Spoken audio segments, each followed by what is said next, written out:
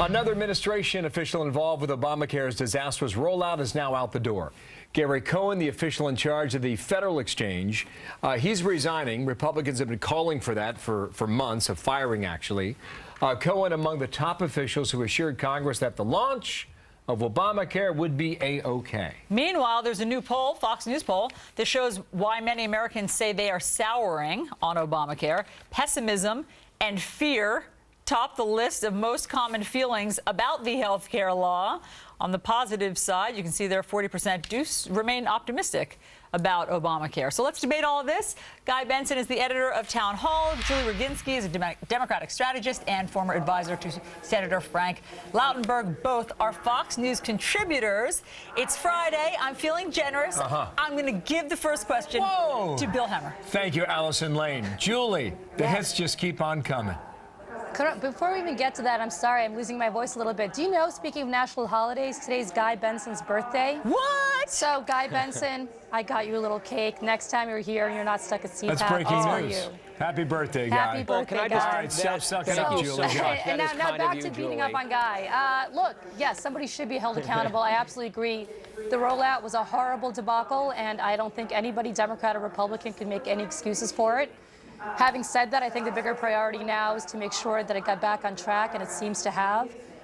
Certain states like California have exceeded their enrollment. Other places, the National Federal Healthcare.org, seems to be back on track for the most part, and I think that's the most important thing. I agree, heads should have rolled, however, but at least it's back on track to some extent. Guy, is there any way you could turn off that speaker that's happening at CPAC? What are they telling you?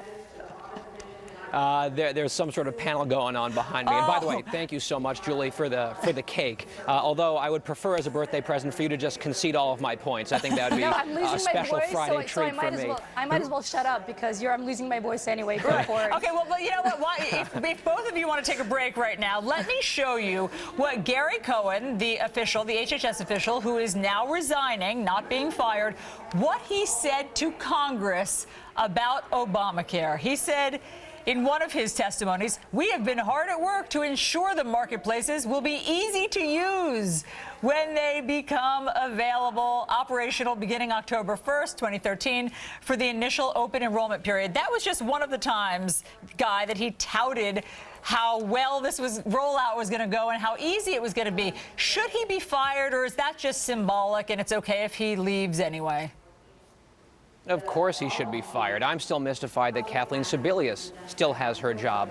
And I'll agree with Julie in a second, but I do want to say going back and looking at the failed rollout is instructive. It's not irrelevant because this is the party. These are the people who tell us that the federal government is the solution to our problems. Their faith in the federal government and its competence and its ability to get things done is seemingly boundless. And they took their biggest project and screwed it up badly. I think that is an important lesson to be learned here.